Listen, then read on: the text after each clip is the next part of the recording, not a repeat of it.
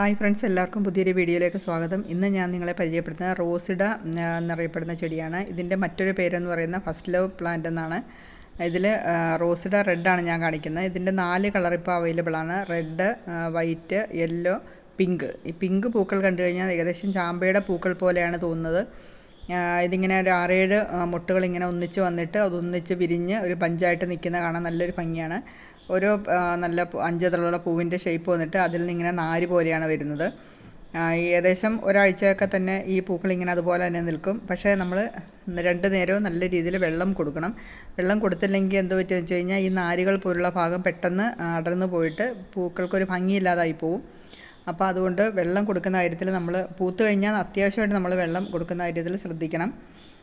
പിന്നെ സീസണില്ലാതെ എപ്പോഴും പൂക്കൾ തരുന്ന ഒരു ചെടിയാണിത്. ഇത് നമുക്കിതുപോലെ തന്നെ ചെടിച്ചട്ടിയിൽ നട്ട് ചെറിയൊരു എന്താ പറയുന്നത് പൂച്ചെടിയായിട്ടും അല്ലെങ്കിൽ വെളിയിൽ വെച്ചൊരു വലിയ പൂമരമായിട്ടൊക്കെ വളർത്താൻ പറ്റും. ഇത് അത്യാവശ്യം നല്ല ഹൈറ്റിൽ പോകുന്ന നല്ല മരമായിട്ട് പോകുന്ന ചെടിയാണ്. അപ്പോൾ നമ്മൾ ഓരോ പ്രാവശ്യം പൂത്ത് കഴിയുമ്പോഴത്തേക്കും നമ്മൾ പ്രൂണിങ് കൊടുക്കുകയാണെങ്കിൽ നല്ല രീതിയിൽ നമുക്ക് നല്ല ബുഷായിട്ട് നല്ല ഭംഗിയായിട്ട് നമുക്ക് വളർത്താൻ പറ്റും. ഇഷ്ടംപോലെ തേനീച്ചകളും വണ്ടുകളും ചിത്രശലഭങ്ങളും എല്ലാം ഇത് പൂത്ത് കഴിഞ്ഞാൽ വരും. അത് തന്നെ കണ്ണിന് നല്ലൊരു അഴകായിട്ടുള്ളൊരു കാഴ്ചയാണ്.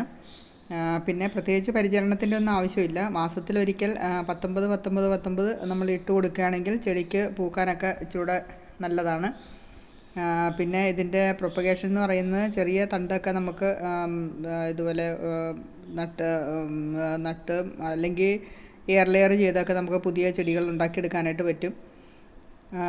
എന്തായാലും കാണാൻ നല്ലൊരു മനോഹരമായിട്ടുള്ളൊരു കാഴ്ചയാണിത്.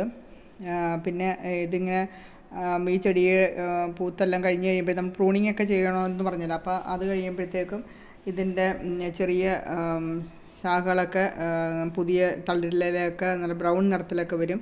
അപ്പോഴും ചെടിക്ക് കാണാനൊരു ഭംഗിയുണ്ട്. ഈ പച്ച കളറിനകത്ത് ഈ ബ്രൗൺ നിറത്തിലെ ഇലയായിട്ടൊക്കെ നിൽക്കുമ്പോഴും ചെടിക്ക് ഒരു പ്രത്യേക ഒരു ഭംഗി തന്നെയാണ്. എന്തായാലും നല്ല മനോഹരമായിട്ടുള്ളൊരു ചെടി തന്നെയാണ്. പ്രത്യേകിച്ച് അങ്ങനെ വലിയ ഓവർ കെയറിങ്ങിൻ്റെ ഒന്നും ആവശ്യമില്ല. വെള്ളം കൊടുക്കുന്ന കാര്യം നമ്മൾ നന്നായിട്ട് ശ്രദ്ധിക്കണം. പ്രത്യേകിച്ച് പൂവായി കഴിഞ്ഞ് കഴിഞ്ഞാൽ അത്യാവശ്യമായിട്ട് വെള്ളം കൊടുക്കണം. വെള്ളം കൊടുത്തില്ലെങ്കിൽ പൂക്കൾ പൊഴിഞ്ഞ് ചെടിയുടെ ഭംഗിയെ പോകും.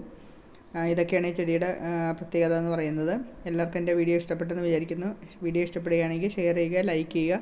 വീണ്ടും പുതിയൊരു വീഡിയോ ആയിട്ട് കാണാം. അതുവരെ എല്ലാവർക്കും ബൈ.